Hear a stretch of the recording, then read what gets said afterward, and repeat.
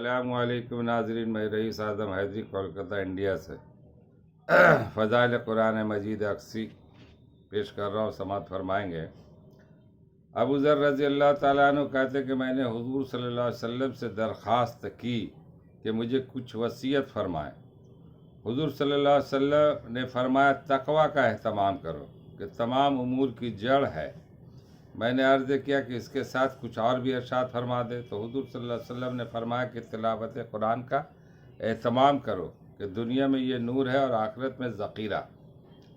تقوی حقیقت تمام امور کی جڑ ہے، جس میں اللہ کا ڈر پیدا ہو جائے، اس سے پھر کوئی بھی معصیت نہیں ہوتی اور نہ پھر اس کو کسی قسم کی تنگی پیش آتی۔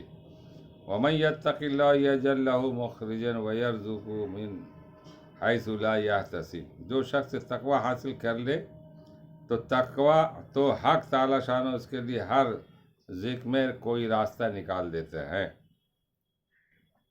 اور اس طرح اس کو روزی پہنچاتے ہیں جس کا اس کو گمان بھی نہیں ہوتا۔ تلاوت کا نور ہونا پہلی روایت سے بھی معلوم ہو چکا۔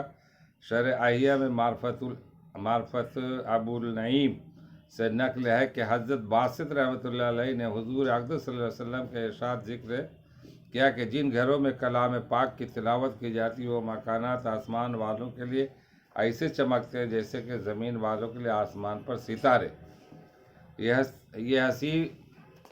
یہ حدیث ترقی وغیرہ میں اتنی ہی نقل کی گئی ہے۔ یہ مختصر اصل روایت بہت طویل ہے، جن کو ابن حبان رضی اللہ تعالیٰ عنہ وغیرہ سے ملا علی قادری نے مفصل اور سیوطی رحمۃ اللہ علیہ نے کچھ مختصر نقل کیا ہے۔ اگرچہ ہمارے رسالہ کے مناسب اتنا ہی جو اوپر گزر چکا، مگر چونکہ پوری حدیث بہت سے ضروری اور مفید مضامین پر مشتمل، اس لیے تمام حدیث کا مطلب نقل کیا جاتا ہے کہ جو حسب ذیل ہے۔ ابو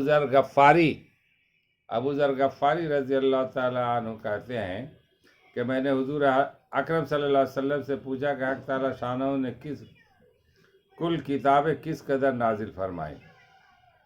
آپ صلی اللہ علیہ وسلم نے ارشاد فرمایا کہ 100 صحائف اور 4 کتابیں، 50 صحیفے حضرت شیس علیہ السلام پر اور 30 صحیفے حضرت ادریس علیہ السلام اور 10 صحیفے حضرت ابراہیم علیہ السلام پر اور 10 صحیفے حضرت موسیٰ علیہ السلام پر توریت سے پہلے، اور ان کے علاوہ 4 کتابیں توریت، انجیل، زبور اور قرآن شریف نازل فرمائے۔ میں نے پوچھا کہ حضرت ابراہیم علیہ السلام کے صحیفوں میں کیا چیز تھی؟ ارشاد فرمایا کہ وہ سب ضرب المثل تھی، مثلاً تسلط و مغرور بادشاہ، میں نے تجھ کو اس لیے نہیں بھیجا کہ تو پیسہ پر پیسہ جمع کرتا رہے، میں نے تجھے اس لیے بھیجا تھا کہ مجھ تک مظلوم کی فریاد نہ پہنچنے دے، تو پہلے اس کا انتظام کر دے، اس لیے کہ میں مظلوم کی فریاد کو رد نہیں کرتا، اگرچہ فریادی کا کافر ہی کیوں نہ ہو۔